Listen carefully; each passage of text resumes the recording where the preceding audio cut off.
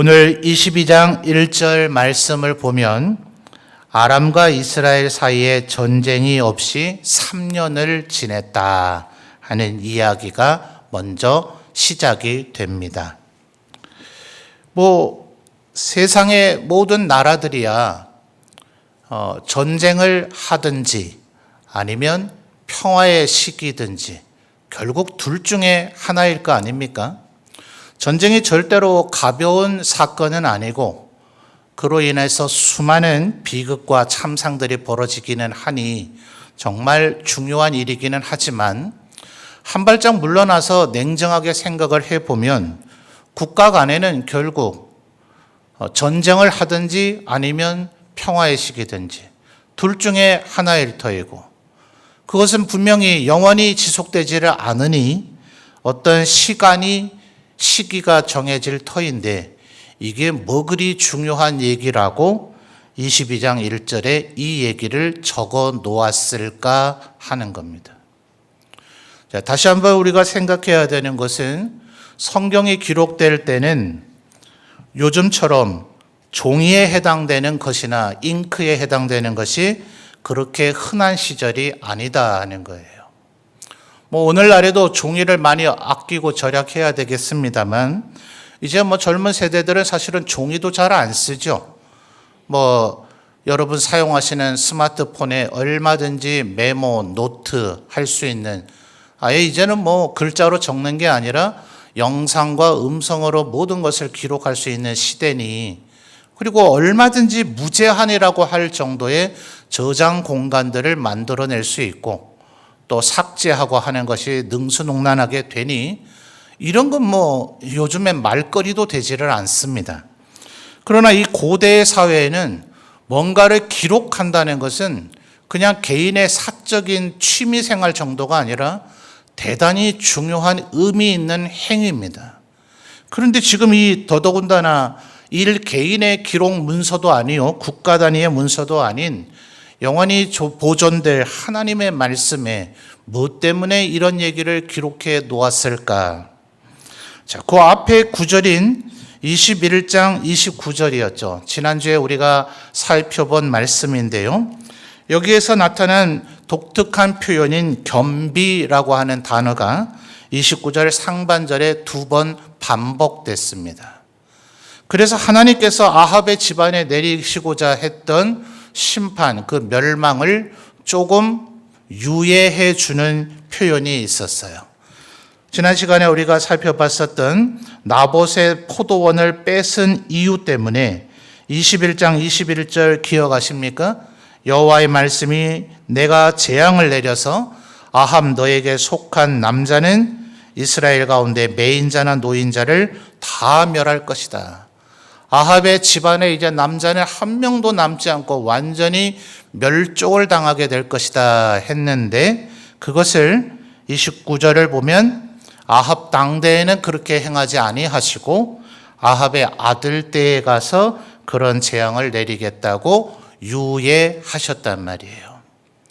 자, 그럼 이 겸비라고 하는 표현이 대단한 것 아닌가라고 생각하실 수 있는데 제가 지난주에 말씀드리기를 이것은 신학자들이 볼 때 일시적이고 제한적인 회개에 불과하다.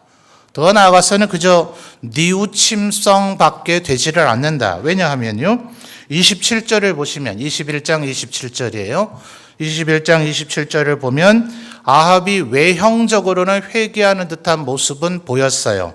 27절에 옷을 찢고 그다음에 굵은 배로 몸을 동이고 심지어 금식하고 굵은 배를 누우며 그리고 풀이 죽어 다녔다. 이건 누가 보더라도 외형적으로 볼 때는 대단히 회개하고 있는 듯한 모습이었습니다. 자, 그런데 왜 하나님께서는 겸비라고 하는 독특한 단어를 쓰셨고 그리고 신학자들은 이 겸비라는 말의 의미가 온전하고 완전한 회개가 아닌 일시적이고 제한적인 회개라고 보는가? 아마 지난 시간에 제가 그 부분에 대한 충분한 설명은 드리지 않고 다만 나봇의 포도원을 되돌려줬다는 얘기가 없다라는 것만 언급을 해서 조금 궁금증을 가지신 성도님들이 계셨을지도 모르겠습니다. 바로 그래서 오늘 22장 1절에 이 3년이라는 표현이 이래서 중요한 겁니다.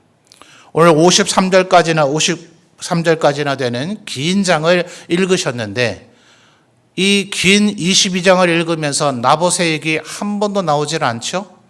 그 포도원이 어떻게 되었는지 전혀 얘기가 되고 있질 않죠? 그런데 딱 한 번 그 비슷한 표현이 나타납니다. 자, 38절을 가보실까요? 38절. 결국은 아합이 죽었다라는 얘기를 하면서 38절 우리 성도님들 읽어주십시오. 시작.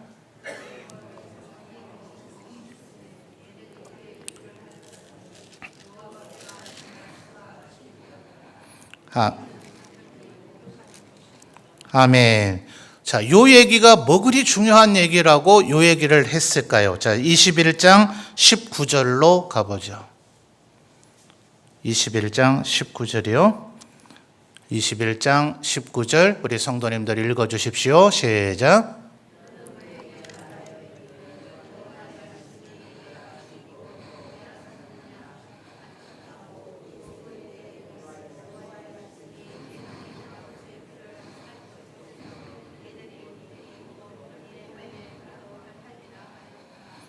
아멘. 자, 그러니 오늘 우리가 읽은 22장의 38절이 그 아합이 죽었던, 아합이 타고 있었던 전차, 그 병거를 사마리아 못에서 씻었다는 얘기가 뭐 그리 중요한가?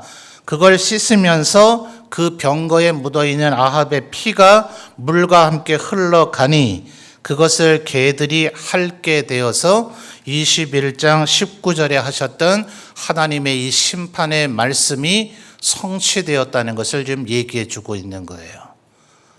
그러니까 22장 전체에서 지금 나봇의 얘기는 전혀 언급하지는 않았지만 22장의 38절은 결국 아합이 오늘 죽게 된 그 근본적인 원인은 나봇의 포도원을 빼앗았기 때문이다.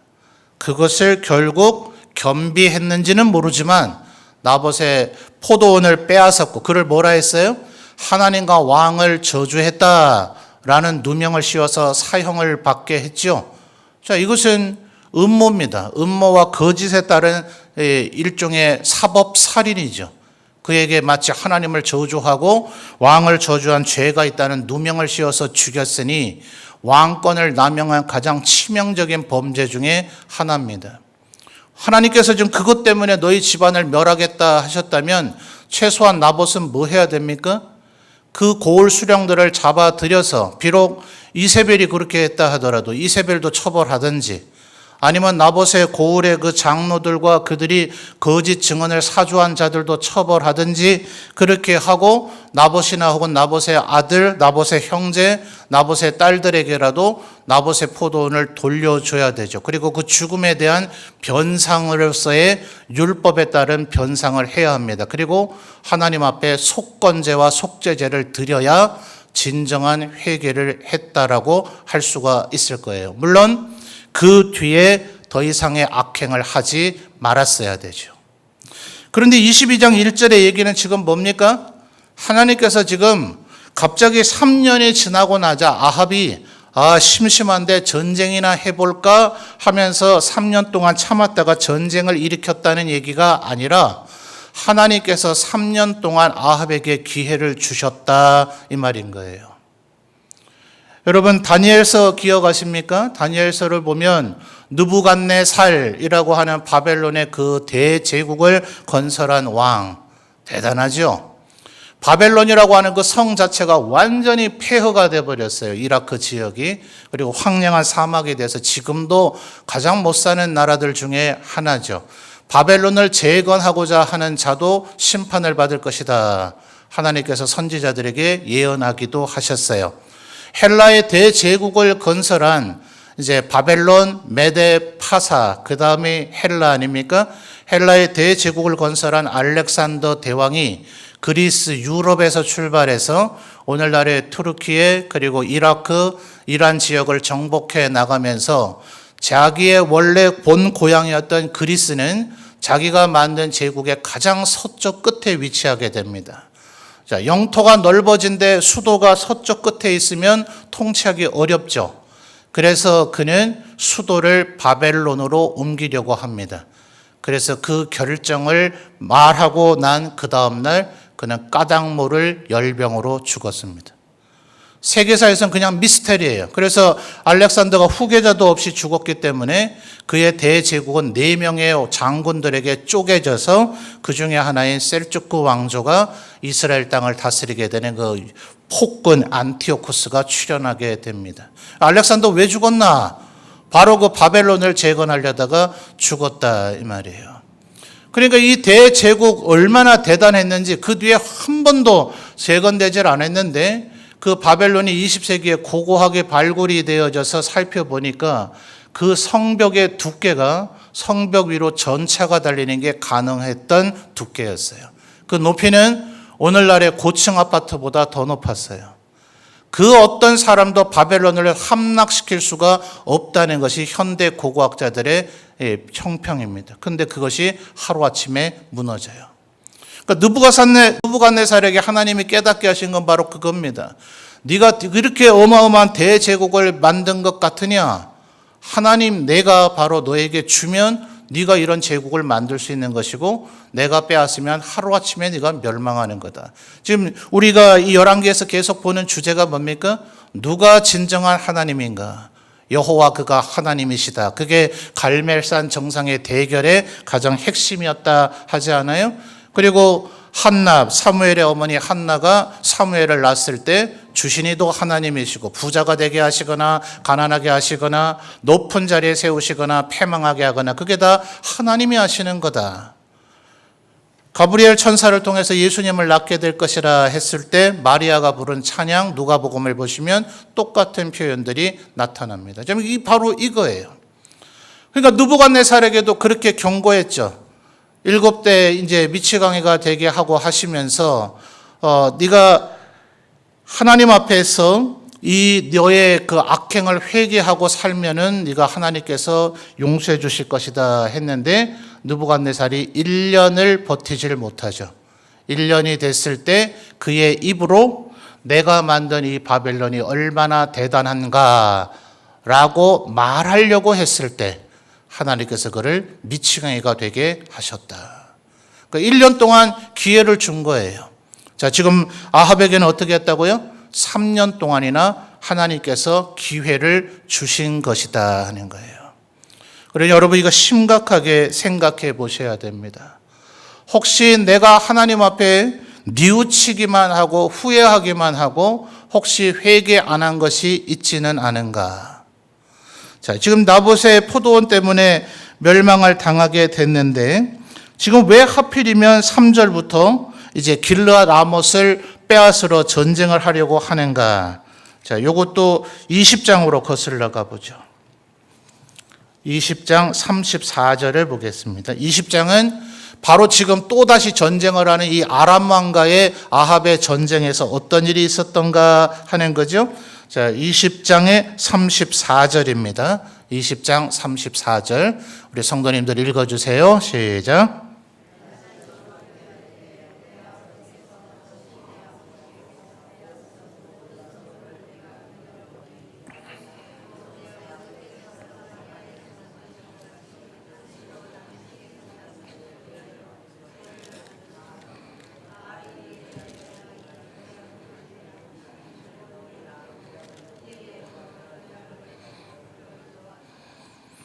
자, 20장 사건이 기억나시는가 모르겠습니다만 아합이 이 아람 왕 베나닷에게 거의 사마리아가 포위돼서 멸망당할 뻔했죠. 그랬다가 하나님의 도우심으로 오히려 대승을 거두게 됐습니다.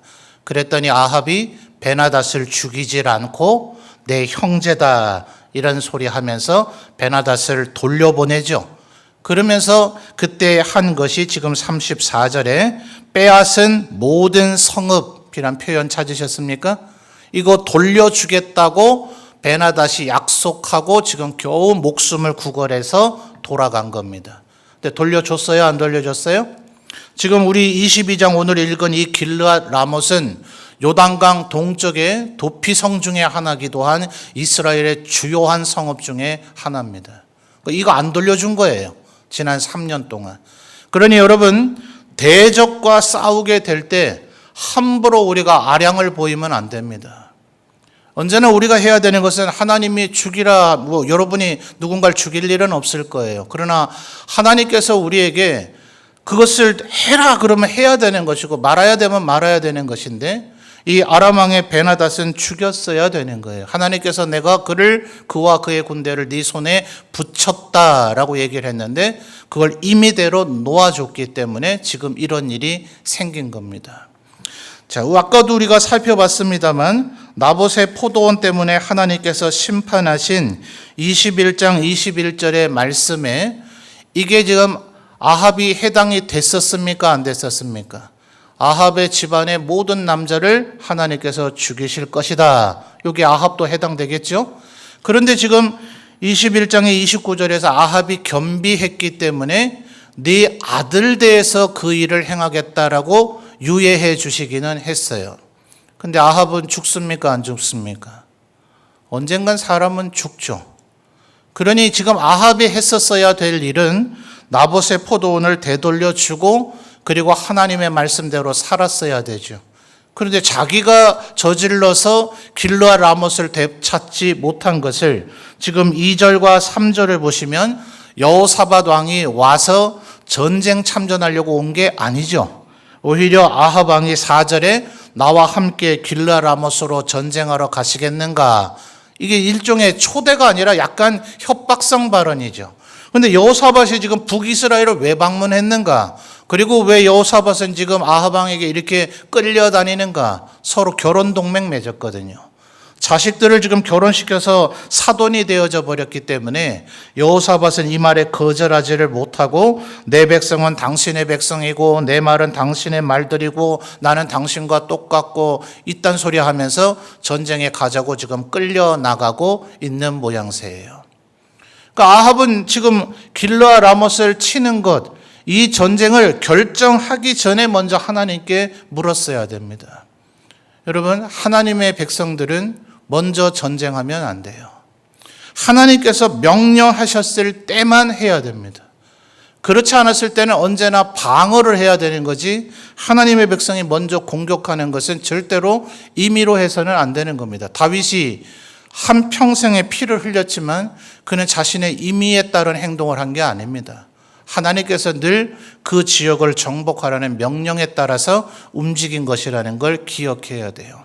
그러면 지금 하나님으로부터 어떤 경고 받았어요? 네 집안을 완전히 멸망당할 것이다.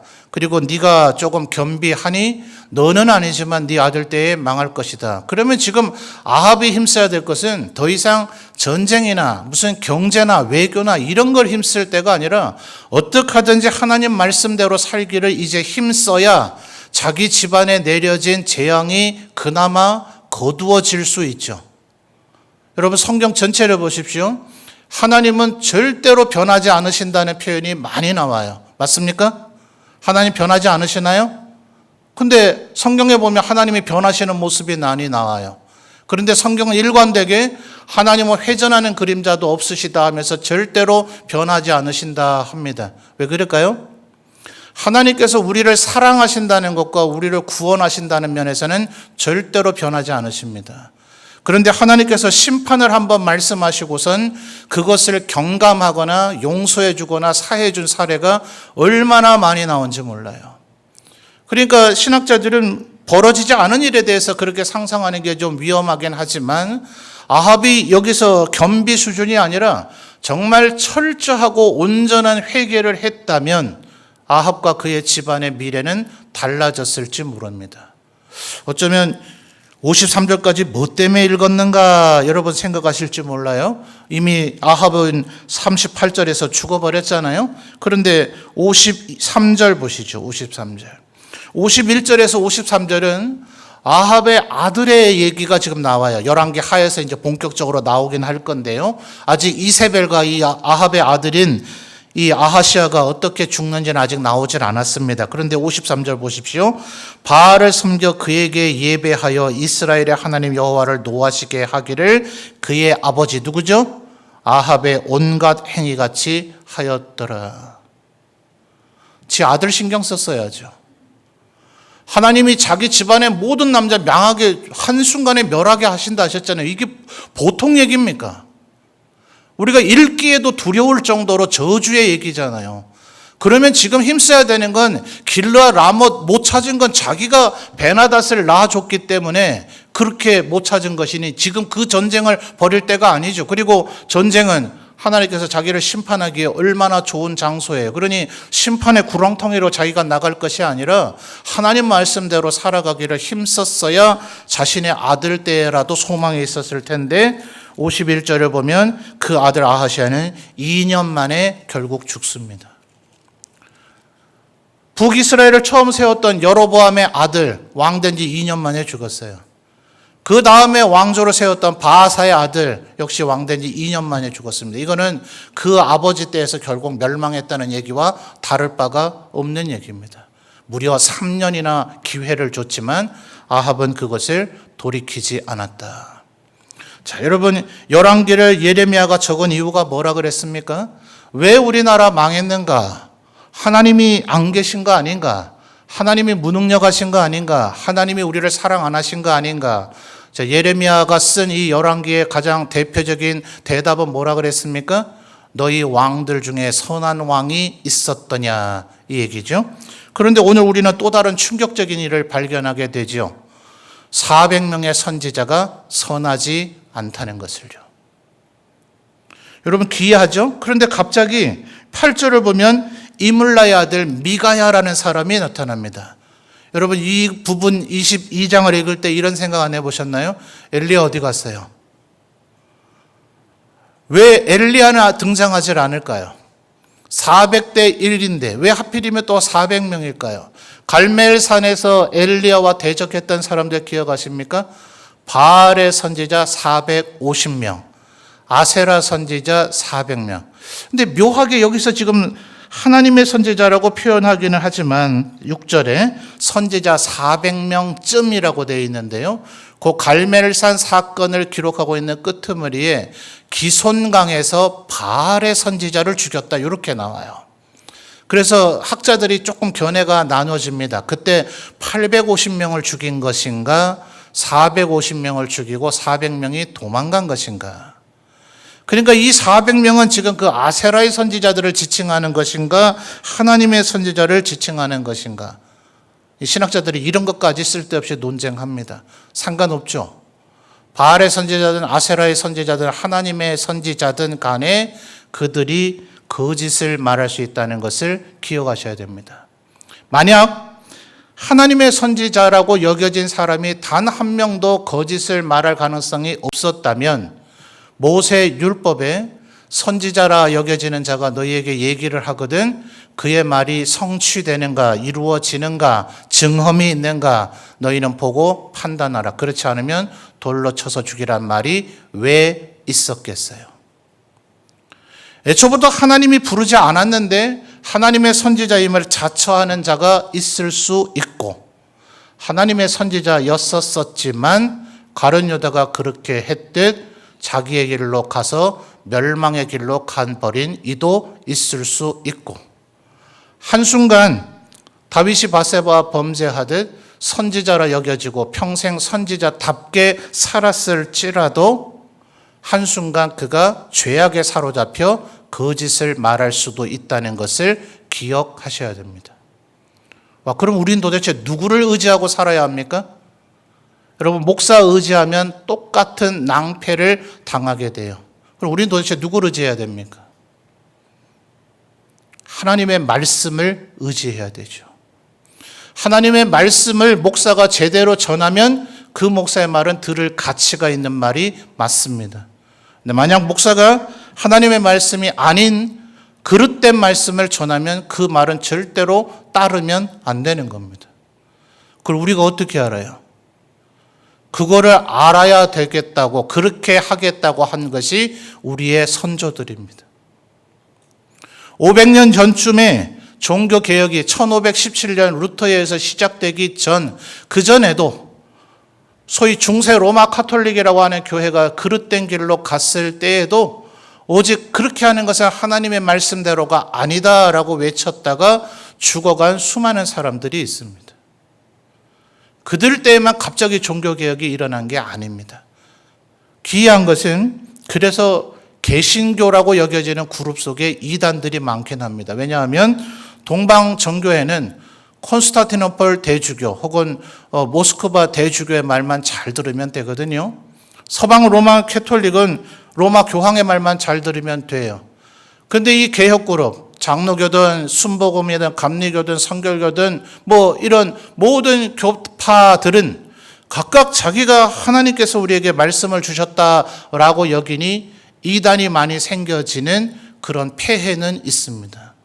그러나 하나님의 말씀이 바로 우리의 기준점이 되기 때문에 우리 장로교회는 특별히 성경 다음으로 우리가 신앙 고백서로 고백하는 웨스트민스터 신앙 고백서 33장 중에 제일 첫 번째 장으로 그래서 성경을 얘기하고 있는 겁니다. 66권의 목록을 딱 적어놓고 이 66권만이 우리의 성경이다. 몰몬교 같은 이들은 몰몬경이 추가된 성경이라 그러죠. 또 누굽니까? 문선명 집단의 원리 강론인가요? 그렇게 추가된 성경을 얘기해요. 그래서 바로 그 기준점이 필요한 겁니다. 이 66권만이 유일한 우리의 하나님의 말씀이다. 그리고 이 하나님의 말씀은 우리가 오늘날 살아가는 필요한 모든 것을 이야기하고 있고 그것을 유추할 수 있다. 그러니 여러분이 얼마나 하나님의 말씀을 열심히 읽어야 되겠습니까? 성도들이 왜 하나님의 말씀을 잘 읽어야 되는가? 목사가 완전히 사탄에 사로잡혀서 넘어가지 않았으면 최소한의 하나님의 신적 양심을 가지고 있으면 성도들의 표정을 읽습니다. 여러분의 표정을 읽어서 목사님 그거는 성경적으로 맞지 않는 것 같은데요 라는 반응이 있으면 목사는 더 이상 그런 설교를 하지 못합니다. 근데 이 강단에서 말도 안 되는 얘기, 거의 우상숭배와 다를 바 없는 사이비 기독교와 다를 바 없는 그런 얘기를 하고 자기를 추종하라는 얘기를 하고 있는데도 모든 성도들이 흐뭇한 표정을 짓고 거기에 아멘하고 화답하고 거기에 아주 환호하는 모습을 보이면 목사는 점점 더 영혼을 팔아버리고 그 교회 전체를 이단으로 끌고 가게 될 거예요.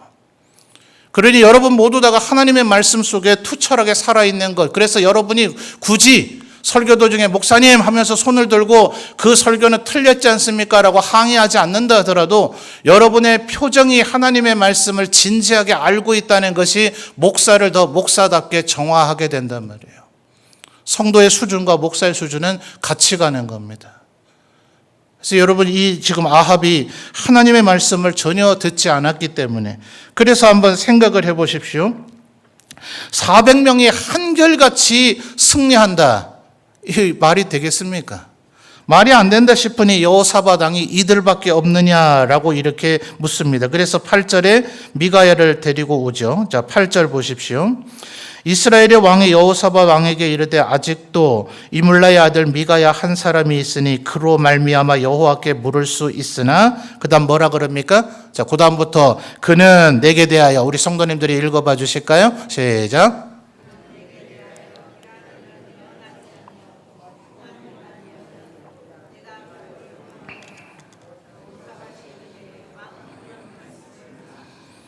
자, 여러분 8절 하반절에 지금 아합이 미가야라고 하는 선지자에 대한 기억과 총평이 이렇죠. 그는 나에게 좋은 얘기를 한 적이 없다. 자, 과거 얘기입니까? 현재 얘기입니까? 미래 얘기입니까? 과거 얘기죠. 아합 왕의 과거 얘기죠. 자, 성도들에게 묻겠습니다.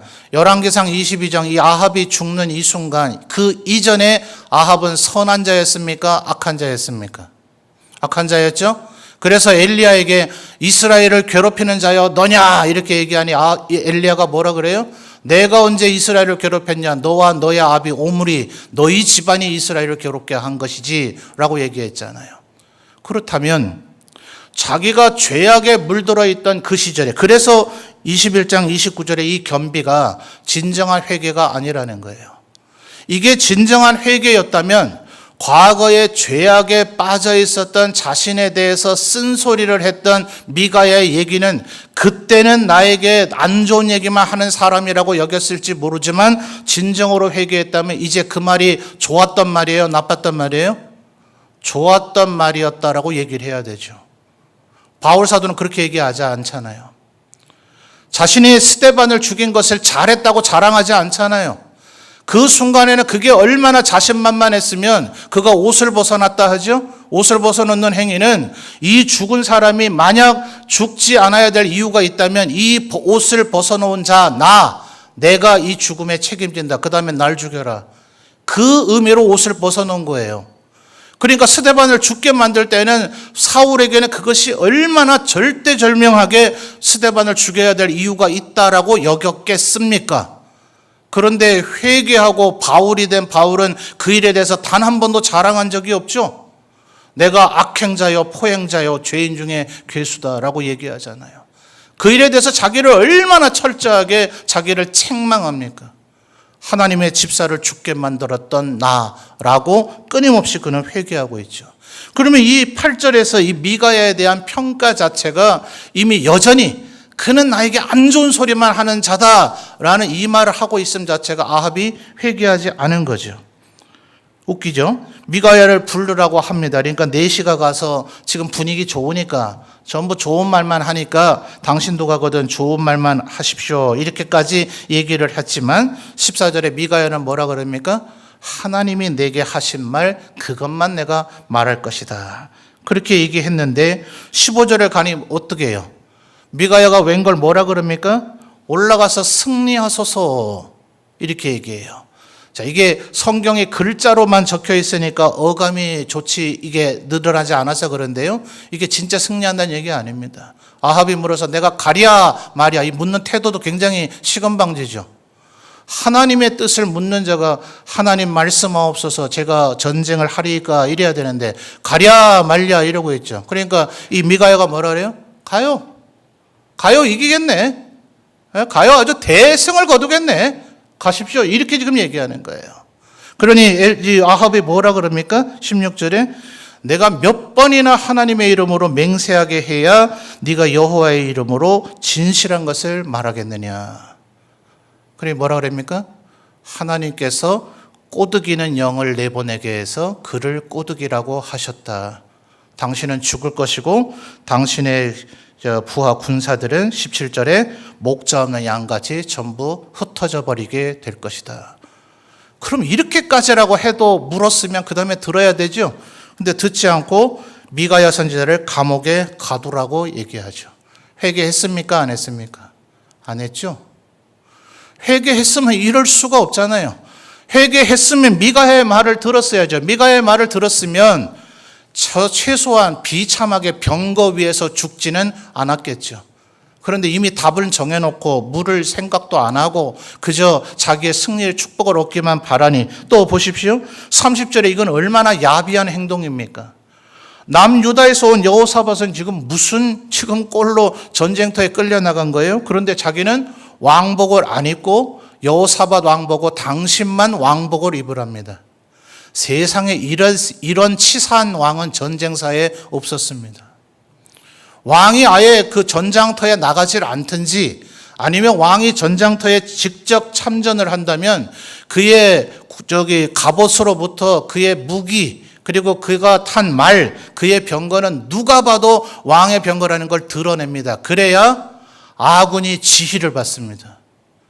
왕이 있는 곳을 쳐다보면서 왕의 명령에 따라서 움직이게 되기도 하고 물론 적들이 그를 노리려고 하는 위험을 빠지게 됩니다. 그러니 그는 지금 여호사밧 왕이 위기에 처했죠. 아람 왕이 31절에서 오직 아합만 죽여라 이렇게 되니 아람의 군대 장군들이 전부 다 여호사밧 왕만 쫓아갑니다.